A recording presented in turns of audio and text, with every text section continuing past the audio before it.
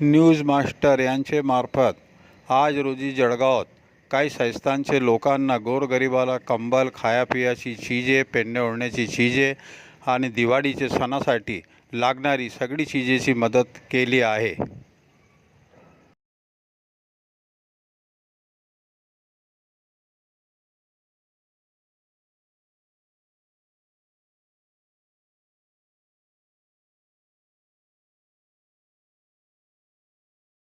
Rotary club Jalgaon waste दरवर्षी ह्या सीझनमध्ये दिवाळीमध्ये आम्ही जे रस्त्याच्या आजूबाजूला जे झोपडीमध्ये राहणारे लोक यांना दरवर्षी आम्ही मदत करत असतो। यावर्षी पण आम्ही रोटरी क्लब जळगाव वेस्टकडून मी अध्यक्ष Tushar Chitte, honorary secretary Kekal Patel, project chairman Gaurav Safale, नंतर माजी अध्यक्ष योगेश भोळे, सुनील सुकवानी, पंकज राऊत, सागर पाटील असे आम्ही सर्व मिळून आता कालपासून हा उपक्रम चालू आहे। आम्ही 200 फॅमिलीला एक पूर्ण दिवाळीचं किट देतो आहे।